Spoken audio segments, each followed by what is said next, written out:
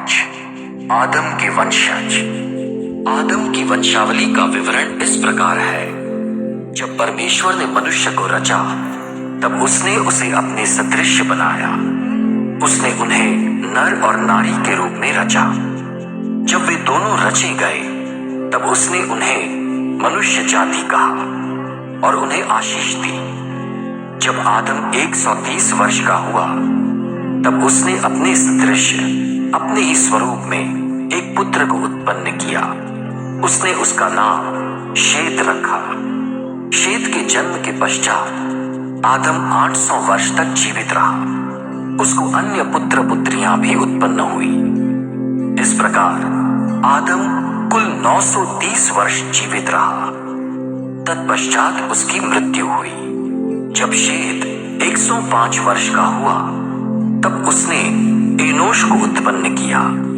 Enosh के जन्म के पश्चात शेत 807 वर्ष तक जीवित रहा। उसको अन्य पुत्र पुत्रियां भी उत्पन्न हुई। इस प्रकार शेत कुल 912 वर्ष जीवित रहा। तत्पश्चात उसकी मृत्यु हुई। जब एनोश 90 वर्ष का हुआ तब उसने केनन को उत्पन्न किया। केनन के जन्म के पश्चात एनोश 815 वर्ष तक जीवित रहा। उसको अन्य पुत्र पुत्रियां भी उत्पन्न हुई। इस प्रकार एनोश कुल 905 वर्ष जीवित रहा। तत्पश्चात उसकी मृत्यु हुई। जब केनन 70 वर्ष का हुआ तब उसने महललेल को उत्पन्न किया। महललेल के जन्म के पश्चात केनन 840 वर्ष तक जीवित रहा।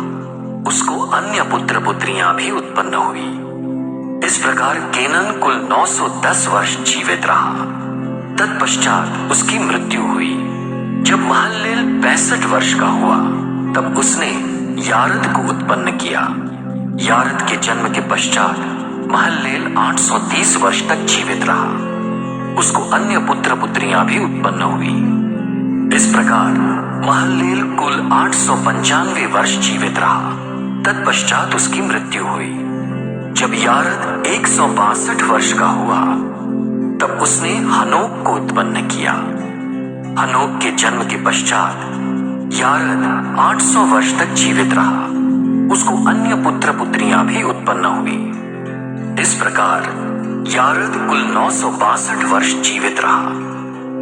तत्पश्चात उसकी मृत्यु हुई। जब हनोक 65 वर्ष का हुआ तब उसने मथुशेलह को उत्पन्न किया। मथुशेलह के जन्म के पश्चात हनोक 300 वर्ष तक परमेश्वर का सहचर बना रहा।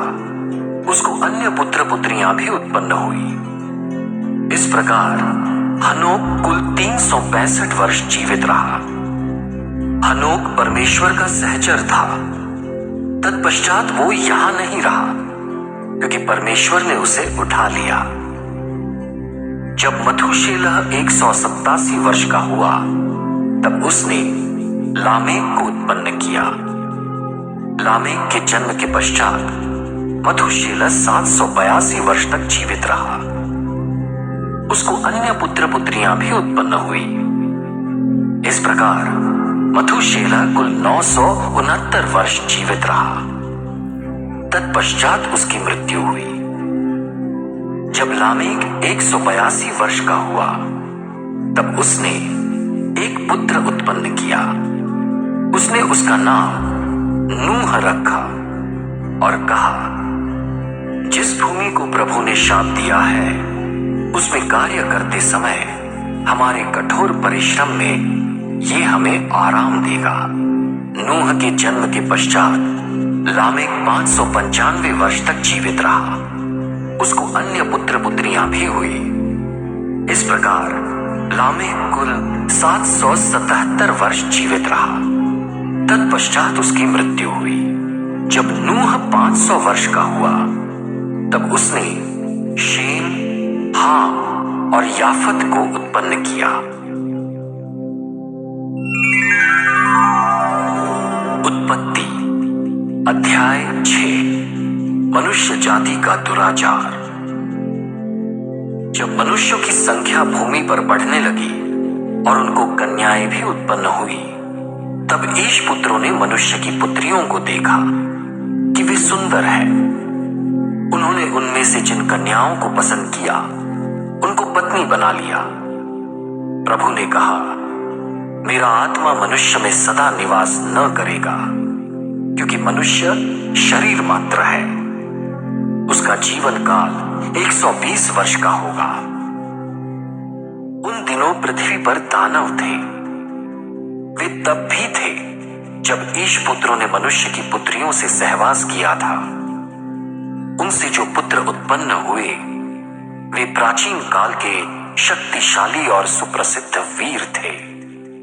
प्रभु ने देखा कि पृथ्वी पर मनुष्य का दुराचार बढ़ गया है और उसके मन के सारे विचार निरंतर बुराई के लिए ही होते हैं। इस बात से प्रभु को दुख हुआ कि उसने पृथ्वी पर मनुष्य को बनाया। उसके हृदय को बड़ी ठेस पहुंची। प्रभु ने कहा, मैं मनुष्य को पृथ्वी की सतह से मिटा दूंगा, जिसको मैंने रचा था। मैं मनुष्यों को, पशुओं को, रेंगने वाले जंतुओं और आकाश के पक्षियों को नष्ट करूंगा, क्योंकि मुझे इस बात का दुख है कि मैंने उन्हें बनाया। किंतु नूह पर प्रभु की कृपा दृष्टि थी। ये नूह के परिवार का वृत्तांत है। नूह भक्त पुरुष था। वो अपने समय के लोगों में सर्वाधिक निर्दोष था। वो परमेश्वर का सहचर था। उससे 3 पुत्र उत्पन्न हुए, शेम, हाम और याफत। जल प्रलय के जलयान का निर्माण। परमेश्वर की दृष्टि में पृथ्वी भ्रष्ट हो गई थी। वो हिंसा से भर गई थी। परमेश्वर ने पृथ्वी को देखा कि वो भ्रष्ट हो गई है, क्योंकि समस्त प्राणियों ने पृथ्वी पर अपना आचरण भ्रष्ट कर लिया था। परमेश्वर ने नूह से कहा, मैंने समस्त प्राणियों का अंत करने का निश्चय किया है। उनके कारण पृथ्वी हिंसा से भर गई है। मैं पृथ्वी सहित उनको नष्ट करूंगा।